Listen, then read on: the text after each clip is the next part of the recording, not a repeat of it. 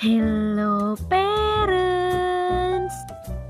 Salah satu hal yang harus perlu parents sadari adalah setiap anak memiliki keunikan dan ciri khasnya masing-masing. Sehingga tak baik bagi kita untuk membanding-bandingkan pertumbuhan atau capaian anak yang satu dengan anak yang lain. Namun setiap kita tentu berharap anak kita memiliki kecerdasan yang baik. Kecerdasan ini sebenarnya mempunyai makna dan cakupan yang cukup luas, sehingga tak bisa dinilai dari satu aspek saja. Ada beberapa aspek kecerdasan yang perlu parents ketahui serta cara untuk mengoptimalkannya. Kira-kira apa saja ya? Yuk kita bahas parents! Sebelum dimulai, jangan lupa support channel ini dengan cara klik tombol subscribe yang ada di bawah agar dunia parenting semakin semangat menyampaikan informasi yang bermanfaat. Nyalakan juga tombol loncengnya ya, agar tidak ketinggalan pembahasan-pembahasan seputar pengasuhan selanjutnya. 1. Kecerdasan intelektual. Kecerdasan intelektual merupakan kecerdasan yang erat kaitannya dengan kemampuan anak dalam berpikir dan mengelola suatu informasi yang ia terima. Aspek kecerdasan inilah yang biasanya mempengaruhi kemampuan akademik seorang anak.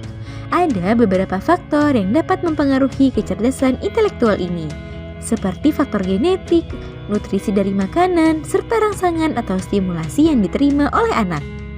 Kecerdasan intelektual ini umumnya dapat dilihat dari kemampuan dan kecepatan anak dalam menyerap dan mengelola suatu informasi. 2. Kecerdasan emosional.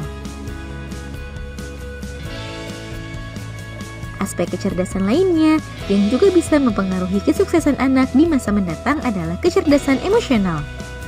Aspek kecerdasan satu ini erat kaitannya dengan kemampuan anak dalam pengendalian dan pengelolaan emosinya, serta kemampuannya dalam berinteraksi dan bersosialisasi dengan lingkungannya.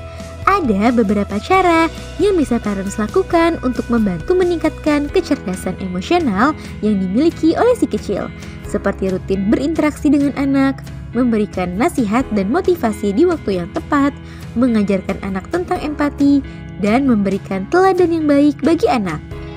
Ucapan haruslah dibarengi dengan tindakan atau contoh agar nilai-nilai yang parents tanamkan pada anak dapat menjadi bagian dari nilai dan prinsip hidupnya.